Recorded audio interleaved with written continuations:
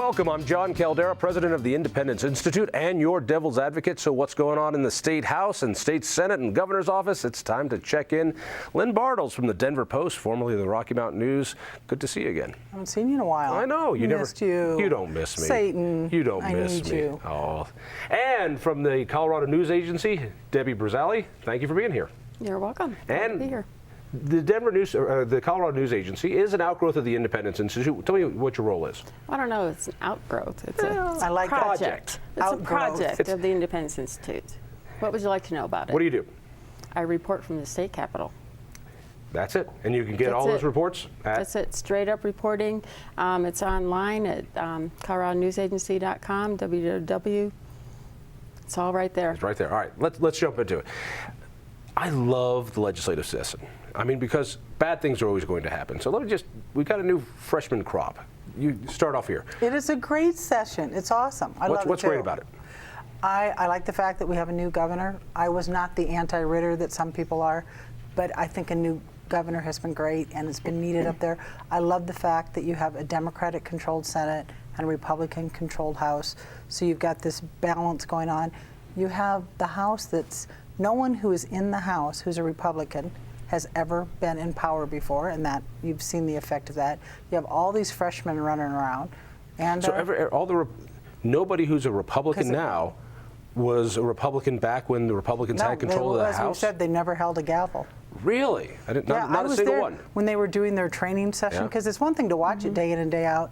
You know how to move a bill. They've had copious sessions on how to move a bill, and actually the funny thing is the teacher's been Paul Weissman, who is the chief of staff for the House Democrat minority, because he was in the Senate, he was the House Majority Leader, and he's teaching them how you move a bill and how you run the floor. The actual mechanics of the House Speaker standing there saying, all right, we're going to look at this. Well, whoever's running the committee of the whole, they have fake floor sessions.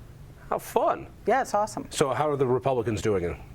I think actually both chambers are doing pretty well. It depends on who you talk to. I mean, the Republicans have had one little counting mistake on. Tell me about this one, because this is great. This is amazing. This is what Republicans are all about. This is good. I disagree. Republicans aren't that bad. This was just a rookie mistake. They had an RTD bill basically increasing the contracting amount. Of course, it was a fan of Republicans. Democrats didn't like it. They ran it on a morning when one of the Republicans, they only have that 33-32 majority, and one of the Republicans was stranded on I-25 in that bad weather, and they still ran it. Well, they had 4 Democrats gone at a conference or something, or an early morning breakfast, and they're like, when it passed, some of the Republicans were like, woohoo, it passed, 32-28. And then Frank McNulty said, it fails. The bill fails, and people are like, what happened? Well, you need it 33.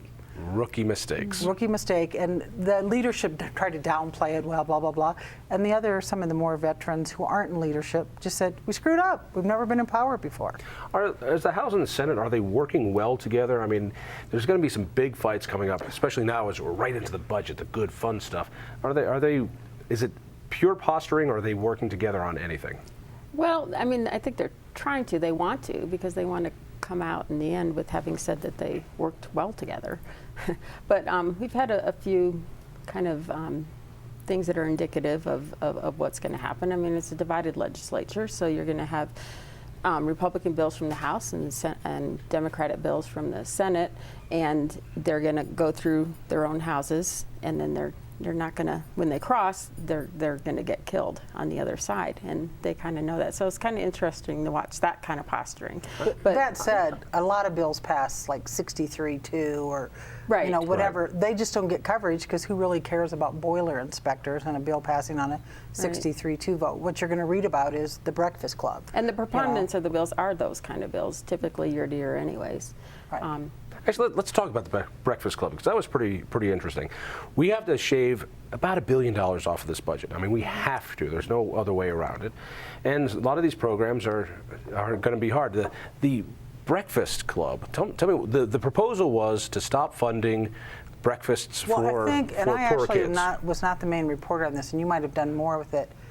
But I didn't do a story on it. Okay, but I'm glad I'm asking the right people. Yeah, we told you. We were there. Yeah, we were there. I told you, ask me about Dick Adams, Basically, the money was already in there. It's my understanding they went to get like a reauthorization, and then it died on a 3-3 vote.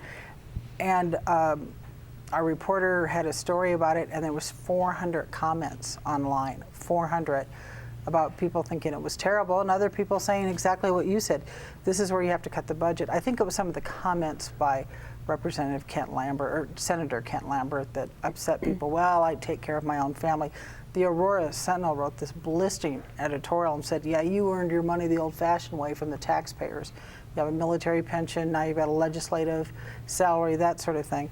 The interesting thing is, if you say that's your position and you had to cut somewhere, how interesting that after editorial in the Post, the editorial in the Aurora Sentinel, the outcry over the weekend, come Monday, there was 2 Republicans on the JBC saying, we're going to change this back. And and so you've had that fight, you've had the Gessler thing that won't go away, you know. I mean, Scott Gessler's like the guy in the horror film that just, no matter what bill comes up, it's got a Scott Gessler angle to it. All right, actually, let's get into this. The Republicans are learning on the fly here. As Lynn says, they haven't been in power in a while. They've got to figure this out. They're making a few mistakes. On the breakfast bill, if Republicans can't stand unified to cut that, which seemed like a pretty simple thing to cut, how are they going to go after Medicare cuts and Medicaid cuts? How are they going to go after K through 12 education? How are they going to do anything else? Do they have the stomach for it? I don't know. You know, it's going to be tough. And in the JBC, you know, it's split 3-3, but they have to come out unanimous.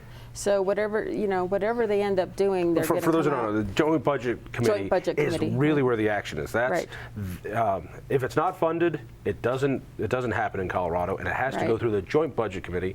There's 3 members from the House and 3 members from the Senate, right? And they set the budget. And generally, historically, when they come out of that room at the end with their budget, they're unified. You know, they've been in bed together, they stay in bed together. And so, but getting to that point this year is going to be a little bit different because you have it's totally split. And they have to be unanimous when they come out of the room. Well, it's not just that they're split, the 3-3. Well, 3-3. It's who the 3 are. Who are the 3? Well, here's the difference. You have Kent Lambert on the JBC. Traditionally, even when you had a conservative Republican, a Brad Young, who was a conservative Republican, conservative enough to be the Speaker pro tem, once they get to JBC and they see the realities of the budget, then they become what you guys think are squishes. They're like, this doesn't work. Tabor's a problem. We've got to do things like this. But Lambert is not somebody who's going to go in there and say, I see, you're right, I'll vote with you guys. Lambert is this guy who he's got an amazing accounting mind. He looks at the budget and actually goes through it, and he's not going to sign on to a lot of these things. So are you telling me if one person in the JBC says we're not on, the bill doesn't go through? That's what I'm saying. That's what's going to be interesting. Well, but when you said, do Republicans have the stomach for this, the cutting that? Well, they have to, because Colorado has a balanced budget thing. They know they have to cut, and actually John Hickenlooper is suggesting this week the cuts that they're going to be making, or I might have blown that, I'm not sure when the show's airing. Sorry about that. They have to make cuts. And so you're going to have to, there's not that much you can cut. So much of it's protected by the federales. So what goes? Education's going to have cuts. Yeah. But what about Amendment 23, which says you can't cut education? They've already gotten around that. Constitution, Sponstitution. All right, talk about the fund bills. There's some good ones coming out. The Ishtar bill. What's the Ishtar bill? 10-cent tax on all movies to help film movies here. And it's sponsored by 2 Republicans. 2 Republicans who opposed FASTER because it's a fee increase that didn't go to the voters. So it's all that, you know. All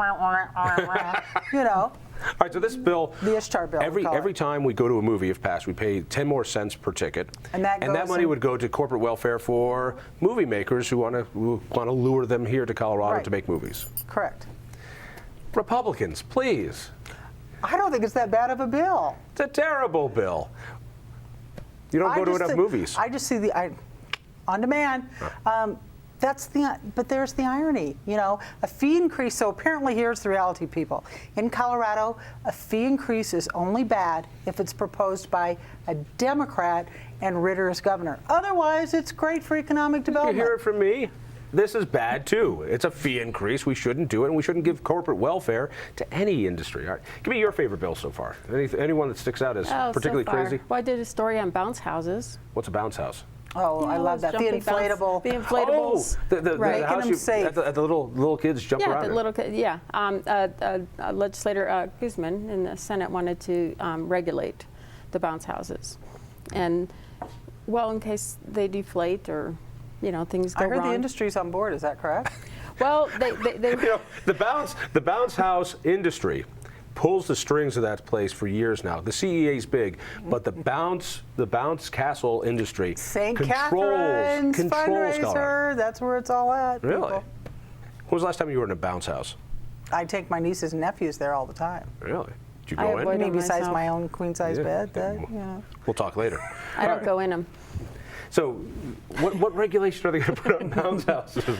Just to regulate it, I guess have them inspected, have permits, and the people that are really affected by it are the people that rent them out, or that produce them, I suppose. Yeah, you bring them out. You bring them for your kid's birthday party. All right. So, I get this thing of fiddling while Rome is burning. So we're going to do this. I mean, here's the thing: the legislature can't all be, the budget. It Right. can't all be. I mean, I've been noticing whenever, they'll do that thing. What happened to jobs in the economy? Well, people still. There's other things that you have out there. Thank God for these bills. You know how bad it would be for us if everything was. You wouldn't have anything to report on. Waller's got a bill on to protect fetuses against crime. Now, this one's got some weird The unborn vibe. child The bill. unborn child one. It seems like the pro-life folks may like it, may not, and the Planned Parenthood folks. Where is it right now that we know of? What does the bill do? I'm not sure. I'm not familiar The with the bill, bill but I think- basically adds, right now in Colorado, for example, the Stapleton accident Right. happened, the pregnant woman almost ready to deliver, her baby's killed, and you have domestic violence incidents where a pregnant woman is attacked, the baby dies. There's no crime for killing this unborn, the fetus. It wants to create a criminal element, So right? it's 35 other states already have this. What's interesting about this bill is it's the Republicans who are considered pro-lifers are sponsoring it, along with Democrats considering pro-choicers. They're saying this is not an abortion bill. It has nothing to do with abortions. There's safeguards in there. If you're pro-choice, there's safeguards in there to make sure that you're not, it's not personhood. It doesn't define, a fetus I can as a understand why the person. pro-choice folks would be a little nervous about this. It says that killing a fetus in the commission of a crime is itself a crime. Right, but it basically, everybody's made clear this is not an abortion bill. I think some people fear what happens if the Republicans get everything and they take that bill and change it. Well, they could have done that all along before. And it's interesting because this is a question where people are like, what's going on? Is this a trick? But then when you look at the sponsors, Mark Waller, Colorado Springs Republican, former prosecutor, Pat Stedman, Denver Democrat, gay, liberal, and there's the sponsors of the bill. There has to be some compromise there where both sides felt really comfortable with the language. Will it pass? It may. Usually with bills like that, when they seek out the bipartisan sponsorship in the beginning, they've already kind of counted a lot of the votes, and they think it has legs enough to get through. Well, if Stedman and Betty Boyd are the sponsors in the Right. Senate, You it's going know- to get through the Senate. it's gonna get a and hearing. Waller and a Right. slew of Republicans are the sponsors in the House, so you assume it's going to get through there. So Right. it's kind of like probably your favorite bill, that constitutional, that making it tougher to get on the ballot. Making it impossible to pass an amendment. Oh, nothing's ever passed with more than 60% in the state? Not on the constitutional amendment that I'm aware of. Awesome! Yeah, I this is didn't what know you that. want. All right, so what we're talking about is SCR 1, which is being pushed by both sides. This basically takes the ability for citizens to amend the Constitution, destroys it completely, and they tried this again. They tried this back in 04, or excuse me, in 08, something similar to it. It failed. Yeah, this is son of Refo. Right, and then last year we had about 6 or 7 citizen initiatives on the ballot. All of them failed to pass even by a majority, including the one I put on. And because of this, apparently this is a problem. And so now we're going to have a supermajority to get things on the ballot. You love this because you hate the idea of people changing the I don't Constitution. love this. It's all just whatever happens, happens. Oh, it's not. You love Whatever happens. I just think it's interesting to watch the people who are opposed to it do the somersaults about this is such an assault on freedom and It all is. that. It is. It's an assault against a check and balance Some we people have. might argue an assault on freedom is so restricting the legislature that lawmakers can't do their jobs. They have trouble setting budgets, et cetera. So, I mean, assault's in the eye of the beholder, Mr. Caldara.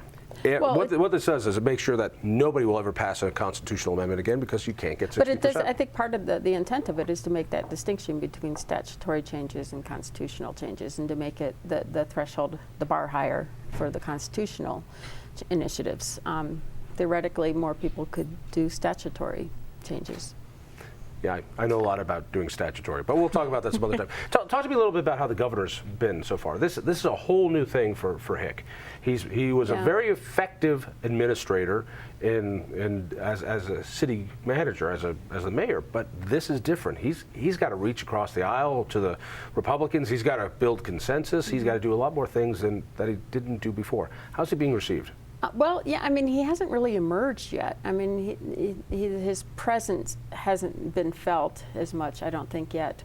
I did see him in the cafeteria, though, a few weeks ago buying a sandwich. A sandwich? Do tell, what type? Yeah, it's kind of like the Us magazine where, and governors buy sandwiches. Kind of thing. People they're like us. They buy groceries. But he bought a sandwich, and he was kind of business casual, too, kind of dressed down and walking through the cafeteria talking to people. But I haven't had the sense yet that there's a strong presence yet in the building. Will there be? I mean, Well, he's sure, had there at some will. point. There the has to budget. be. Yeah, there will be. With the budget, it'll and that was the start point I now. made about You agree the with this, budget. that he hasn't really But he's kind of been in the hasn't- background so far. he hasn't really emerged yet on particular issues? Well, but the budget's the big issues. And first of all, Right. he actually set a very strong tone with his, I thought, with his State of the State. I mean, the inaugural was there, but the State of the State for me was shocking. I was like, talk about setting a tone. Most people go in there and they start out by, oh, Jon Caldara's here, and Debbie, blah, blah, blah, and Colorado's so beautiful. He tells this business story, and he uses what I call business nouns, where he talked about investors and the sprinkler guy and all this. And it was the story of saving a historic building in Colorado Springs. It starts with the Colorado Springs Pueblo. angle. No, it was Colorado Springs. It was the brewery thing there. Thought it was Pueblo. I'll bet you. I'll bet you. I'll bet you. I'll bet you. Okay. Anyhow, I'm right. But anyhow, I am. I'm totally right. So Just give it up, John. But it was amazing. And then he talked about getting rid of burdensome regulations. David Ballmer, a Republican, jumped to his feet in the back of the chamber. And it was a short speech, so there wasn't room for the tons of standing ovations. But the one he got was when he talked about working together. Because I think even though people go up there and they're like, the Republicans need to win and the Democrats need to win, actually what the public says is, get up there and get something done. So I actually think there is more of a presence. You see this part now where it's the budget, and that's all at this point still behind the scenes, and that's why you don't think you see a presence. But when you come out and you say, we're going to cut $400 million for education, that's making your presence known. Is that what he wants to do? I think you'll see when the budget stuff is announced what he wants to Let's do. talk a little bit about the leadership, because let's start off with the House. We haven't had Republican leaders for 6 years. 6 years. And so Frank McNulty is now the Speaker, and Amy Stevens, the Majority Leader, the best-dressed Majority Leader ever. Great Oh, hair. yeah, She's absolutely. got some style going on here. She does. How are they adapting to it? I think that, they're taking it seriously. And McNulty, it's kind of funny. I mean, he's been banging the gavel a little bit, procedurally, and kind of reining things in and not so much posturing as saying I'm gonna make things. This is like the floor work, Right, the actual mechanics of getting bills up. of doing it, yeah. What about sending the bills to the Kill Committee? Which committee in the House is the Kill Committee? State Affairs. State Affairs. It's the same in Senate both. too, yeah. Well, you send it there when you want it to die. Well, you send the opposition's bill. I mean, State Affairs in the Senate is hearing a Nancy Spence education Right. bill, because apparently they don't want it to see the light of day. It was the kill thing when the Republicans were in charge of both chambers. I always call them dead bills walking when they walk in there. When they're not in that area. There are some bills that belong in State Affairs. There is a strange phenomenon this year. This dead bill walking, instead of just having your bill come in and have it being killed, people are saying, oh, I'm not going to run my bill because it's going to get killed. I'm like, when did that ever stop anybody? I mean, Randy Baumgartner pulled his Arizona-style immigration bill. Well, I don't have the votes for it. Carol Murray pulled her all-mail ballot bill because she didn't have the votes for it. I mean, It's a traditionally, time saver. I love that. I do too, but it's unusual because traditionally you still go through the whole Right. drama. And Well, I think they like to say they'd introduced it, but they put the idea out there and then they did the prudent thing. I did maybe. it, but I don't didn't know. have the votes. I didn't have to vote. Tell me about the leadership in the House. I actually think they're doing a good job. I mean, Well, that's a kiss of death for them right there. Well, yeah, it's over, Frank. You're screwed. No, the reality is they had the RTD blip, but they're learning. I mean, here's the thing. I mean, this when Democrats took over, there was a lot of, like, what's going on? We're in charge. I think they've effectively used the mic or the gavel, as you've said, when they need to gavel them down. It's been kind of interesting when they were getting up and speaking. Sometimes they were like, it's made for a little drama there. I mean, I think. Well, that's what I'm talking about, the drama with the gavel. Right, with the gavel, and I mean, I think they're doing. What drama with? How could there be drama with a gavel? It was slap it? There you go. I'm trying to think of who it was. Randy Fisher. Yeah, They were it almost was had him Randy Fisher. He wanted to run an amendment on a bill, and then someone else got up and they wanted to, the civility pledge. They wanted to have Civility pledge? Well, there's a civility pledge that they pass every year by resolution, but it was put on their desks and he wanted it read out loud, and it. John Caldara did. Yeah, and but that was a McCulty's that was a minor blip in the thing. banging the gavel, That's. I'm trying Good to, stuff. and it's terrible because I wrote about the Fisher thing, and I'm trying to remember what it was. But actually, I thought the Democrats were out of line with that because when Speaker McNulty said, enough, stick to the bill, and he kept bringing it up. My God, I mean, the Republicans, for all their party of no crap that they pulled, they sat down when that happened, and so I was I wondered. I thought, okay, I think this guy's about to be ejected from here. And I thought, I really did. Well, because he just kept talking. Finally, turned off his mic, and then Randy Fisher gave up. But I wondered if Sal Pace, who's the House Minority Leader, and Sal's from Pueblo. So speaking of Pueblo, there's your speak softly and carry a crowbar. I thought I thought Sal would have welcomed the publicity. I mean, I think other people might have said, "Shh, Randy, sit down. Don't cause waves." But so there's been that. Well, and it is interesting to watch when the tables are turned too, because the rhetoric it just flips on a dime, and so now what one party said about the other when they're in the minority, then they say when they're in the majority, and Good old politics. Talk to me about some of the freshmen. We've got a brand new crop. Who stands out as people who are going to be around? I think Irene Aguilar, who is a Denver Democrat, she was appointed. Senator. Yes, she was appointed to Chris Romer's seat. She is interesting. She's a medical doctor. She is smart. She's willing to speak her mind, and she'll get up. She voted for the taxi cab bill. This was to deregulate taxi cabs. Republican Ted Harvey's bill. It was in a Democrat-controlled committee. It was expected to die. Now, Sherry John voted for it, but that's not a surprise. She's a Democrat, but she's she's viewed as a pro-business Democrat. But Irene said, I'm voting for it. Even though they pulled her out of committee and tried to get her to vote against it, she said, I'm voting for it. And I actually think Angela Giron from Pueblo is also one of the freshmen who I think is impressive. I think there's a good crop there. I mean, the one thing when you talk about the Senate being impressive, a lot of times it's just people who came over from the House, so they're already known. These are some real newbies. Aguilar's new, yeah. Give me some of the other newbies that are making some I'm waves. trying to think. Grantham, he's been running some bills. Where's he from? He's a senator. Senator from Canyon Durango, City. or Canyon City. He yeah, took Ken Southwestern. Kester's seat. Well, so we got a lot of action going on down Well, there. he's very much with the lineup with the hard writers. Like if you follow his Yeah. tweets, it's like, great, awesome bill to let everybody have a gun in school just died or something. Sweet, I love this guy. I love him. I call him Gray. Gray Grantham. Are you a movie freak? Only you No, movie I people don't know will this. get it. Pelican Brief. Oh. Julia Roberts. Not at her best, but he No, was. but she was in it. Talk to me about redistricting. We've got a few minutes left. Okay. This is going to be the fight that there seems to be two big battles: redistricting and the budget. But they're playing Kumbaya on it. But they're playing kumbaya now. What They're was, sharpening their knives All right, now in you- the kitchen. The knives are. you were a big fan of redistricting 10 years covered ago. it. I never. When you But said a big fan, I never covered it. I was not Just covering wondered. politics at the time. Believe it or not. When we had the I wasn't at midnight call I and wasn't Republicans there. in the Senate. The midnight gerrymander. Yeah. I think wasn't that 2003? I was covering the Denver mayor's race. That was Speaking of John 2000 Hickenlooper. I thought it was 2001. Might be I wrong. thought it was- Anyway, It wouldn't have I been think it was one, earlier. so it was two then. all right. Two. I was This covering year- the Olympics. I was in Salt Lake City using then- my passport for the first time ever. One of the reasons getting Republican control of at least one house is that now there's going to be some play in redistricting. I actually think Republicans have already pulled a great coup. How so? Because they got the committee, like, look, they're saying we got a Democratic Senate and a Democratic governor. They go, how about we have this great committee that's evenly divided with Republicans and Democrats, so we get a 50-50 say in all this, and the Democrats are like, sure, that sounds great. I already think the Republicans have a leg up. I like that. Do they? I don't know. It'll be interesting to see. I was there for the midnight. You were working for the state at that point. I was working for the Senate then. Now, yeah. one of the things they had to do, they had to read the entire bill. They did a simultaneous reading. The bill was. What is a simultaneous reading? Well, Everybody read a portion everybody at the read same a portion time. at the same so you time. had a bunch of people standing up there all reciting about at the 10 same or time. 15 staffers and the reader reading a different page from the bill. It was like 50 pages long, and the whole thing was just pure Which they didn't numbers. even have printed at the state. They went out to Kinko's. Yeah. So the Democrats wouldn't know they were doing it, and lied to Democrats and said, we're not There gonna, was a John bit of a Andrews, dust-up about all we're that, not yeah. going to introduce a bill.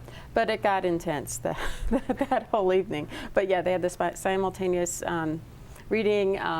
Gordon was, Senator Gordon at the time was reading from the Constitution verbatim, reading the I whole thing, love that. doing All a right, little bit of. minute left. Give me a prediction. Okay. What weird thing is going to pop out of the legislature this That's year? hard. I mean, who could have predicted an Ishtar bill or something? I think that's always unpredictable.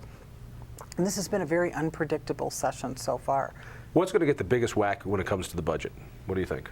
There's so few areas where you can whack. Yeah. So higher ed and corrections are going to get it. Well, a lot of corrections, though, is under mandates for staffing. There's so many things. You can say, we want to cut all these people off the rolls, I'm going faster, but the feds say you can't. I don't know.